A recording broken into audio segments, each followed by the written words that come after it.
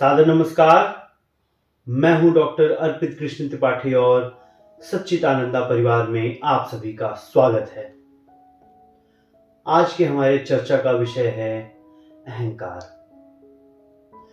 अहंकार एक ऐसा भाव है जब हम स्वयं के होने का, स्वयं की एक अलग सत्ता होने का भ्रम पाल लेते हैं, स्वयं की एक काल्पनिक छवि बना लेते हैं, द्वैत की भावना अपने जीवन में लाकर खुद को दूसरों से अलग और सर्वोत्तम मानने लग जाते हैं।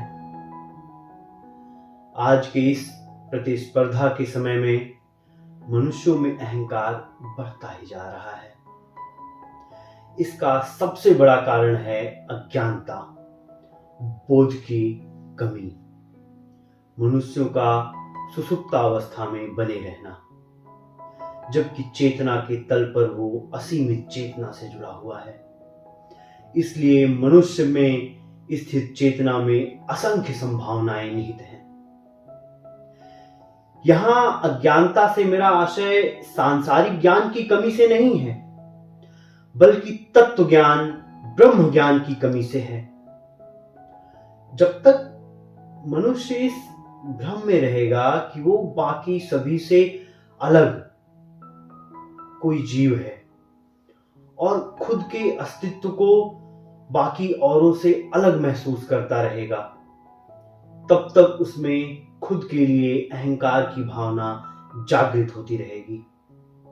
अहंकार खुद के कुछ होने का, इस मिट्टी के बने हाड़ मांस का, इस मिट्टी के ऊपर पुते हुए चमड़ी के रंग का अहंकार, सांसारिक वस्तुओं को इकट्ठा कर लेने का अहंकार, किसी पद का अहंकार, जितना ऊंचा पद उतना ऊंचा अहंकार, महंगी से महंगी गाड़ियों का अहंकार, आलीशान महलों का अहंकार, हीरे जवाहरातों वाले गहनों का अहंकार, इस तथाकथित समाज में अपने सम्मान का अहंकार, अपने परिवारजन, अपने प्रियजन, अपने कुनबे के साथ होने का अहंकार, अत्यधिक धन संचय का अहंकार।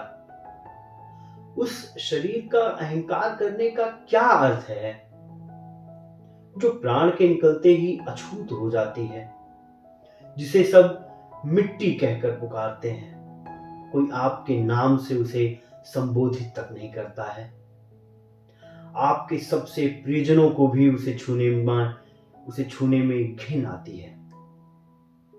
आपके इस चमचमाती और सुडौल शरीर को आपके ही बेडरूम, आपके ही कमरे में 2 पल भी ना रखने देगा कोई।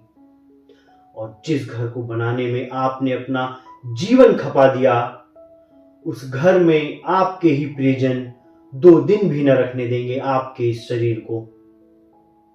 आलीशान मकान छूट जाएगा, हीरे जवाहरातों वाले गहने भी साथ छोड़ देंगे, ऊंचे से ऊंचा पद, मान सम्मान भी यहीं रह जाएगा। बांस की ठठरी, एक रामनामी या कफन, कुछ फूल और अगरबत्तियां यही साथ जाएंगे। कुछ सगे संबंधी ये आपके साथ शमशान तक जाएंगे। सारे परिजन यहीं रह जाएंगे, कोई साथ न जाएगा। इनका भी व्यर्थ ही अहंकार करते हो तुम। फिर वहां शमशान पर ये चर्चाएं होंगी कि किस युक्ति से तुम्हारी शरीर को सबसे तेज जलाया जा सकता है। उसका बंदोबस्त भी किया जाएगा। आपका सबसे करीबी, आपका सबसे चहेता, खून का रिश्ता जिससे होगा, वही आपको आग के हवाले करेगा। फिर यदि आपका हाथ या पैर बाहर निकल आया तो उसे जल्दी से आग में झोंक देगा। खोपड़ी को बांस से फोड़ा जाएगा कि सब कुछ जल्दी जल्दी जल जाए और हम जल्दी से घर वापस जाएं, ताकि सांसारिकता में फिर से लिप्त हो सकें, क्योंकि सच्चाई ज्यादा देर झेली नहीं जाती मनुष्यों से। दूसरे संप्रदाय वाले लोगों को मृत्यु के बाद 6 फीट जमीन के नीचे सदैव के लिए दफन कर दिया जाता है। इस गोरी चमड़ी और सुडौल शरीर का अहंकार क्यों, जब इसे एक दिन आग की लपटें जलाकर खाक कर देंगी। या दफन किए गए तो कीड़े बैक्टीरिया छलनी कर देंगे आपके जिस्म के हर एक हिस्से को। सारी हड्डियां गल जाएंगी, कुछ भी न बचेगा इसका। सब वापस इसी मिट्टी जल और हवा में मिल जाएगा जहां से इकट्ठा किया था इस शरीर में। सब अपनी अपनी पूर्व अवस्था को चली जाएंगी। सब यहीं का यहीं धरा पर ही धरा रह जाएगा। हर पल अपने देह और उसके अहंकार को पोषित करने वाले सांसारिक वस्तुओं के मोह में और जकड़े जा रहे हो तुम। इतनी जकड़न के बाद आसान ना होगा इस मोह से छुटकारा पाना। इतनी जद्दोजहद में वक्त ना मिलेगा इस मिट्टी के पुतले के भीतर झांक पाने को, अपने आत्म से मिल पाने को, उस पावन चेतना से रूबरू होने को, जबकि तुम वही सत्य चैतन्य हो और यही चैतन्य सदैव एक रहने वाला है, सदैव एक सा रहने वाला है। उस चैतन्य की खोज में डूबो, उसकी खोज में अपना वक्त लगाइए और उसे पाने में चेष्टा पैदा करो। मन को भीतर की ओर मोड़ो। क्या पहले की सभी चीजें, पहले के सभी लोग, उनका कुनबा, उनकी दौलतें सब वैसी ही दशा में हैं? बिल्कुल भी नहीं। तो तुम और तुम्हारी मोह की सभी चीजें वैसी ही रहेंगी, इसका अहंकार क्यों है तुम्हें? तुम जितनी भी चीजों का अहंकार करते हो, उन सभी का अंत ठीक इसी तरह होगा जैसे तुम्हारा होगा।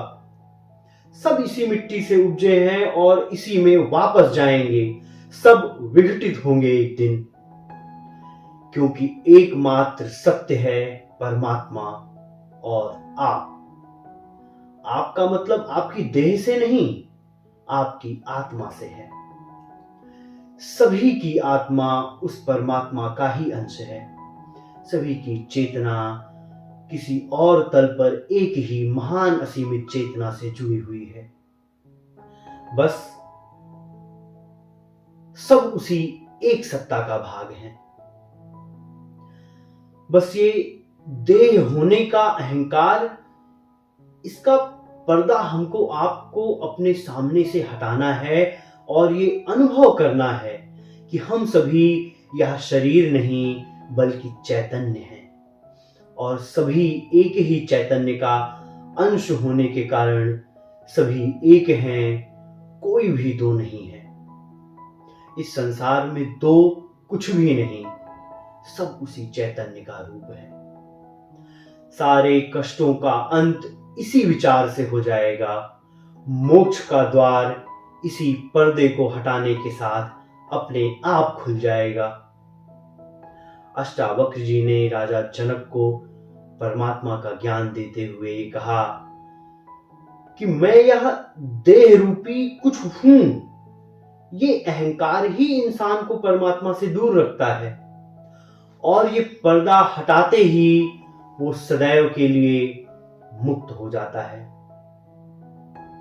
बस इतना सा ज्ञान है मोक्ष पाने के लिए।